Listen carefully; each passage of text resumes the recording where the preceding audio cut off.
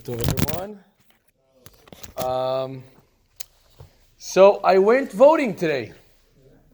I just came back 20 minutes ago from Washington. The voting in Israel is only 11 days from now, but the voting abroad happening today.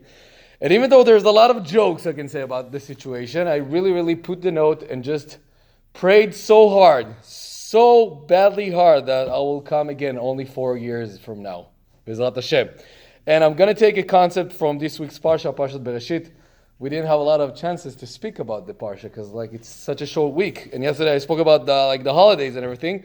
So I'm going to take something for that and maybe to connect that also to a blessing I have for the elections. I know in America there's also November 8th, right? There's some elections also. So maybe generally for that.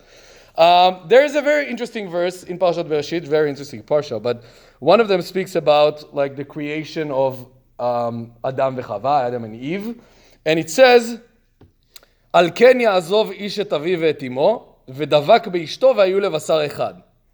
It says, "Therefore, a man shall leave his father and his mother and cling to his wife, and then shall become one flesh."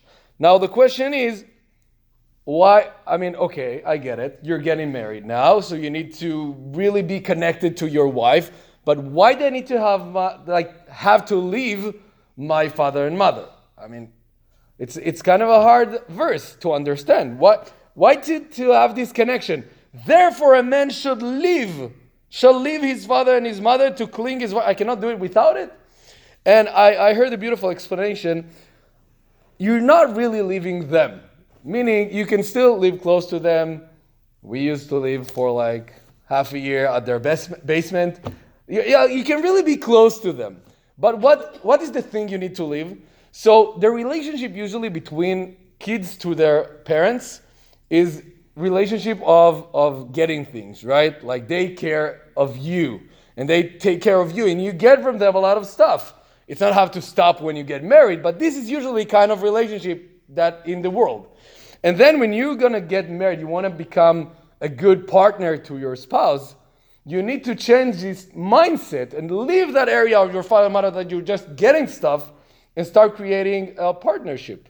When you of course, you can get stuff from your relationship, but you need to also give something and to care about your partner and to think what will be the best for them. So I think it's a good blessing to all of our politicians to think not only what they can get from our vote and what they can get from their position rather than what they give to us and how they can serve us by getting elected. A good example for that, today is the yortzeit of Reb Levi Yitzchak Miberditchev. I hope you heard the name.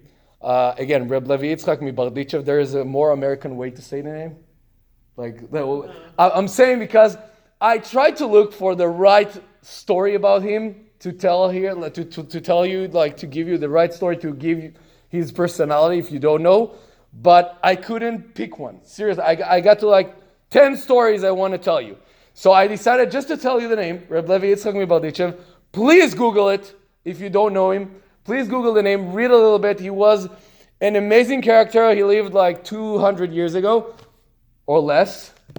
Suddenly I'm not so sure. Anyway, he called Sanegorav Shel Israel. He always would try to say the best things about the Jews. Doesn't matter what situation. He had so many beautiful stories about that. And I think if our, again, politicians will take some of his personality, of Rabbi Yitzchak Miberditchev, for sure we're not going to get to voting again before 4 years from now, but also we're going to have a good government, B'ezrat Hashem. So I bless all of us with that coming to the elections in Israel and the election in America. And B'ezrat Hashem, I'm going to give you my best explanations about the result whenever they're going to come. We're going to say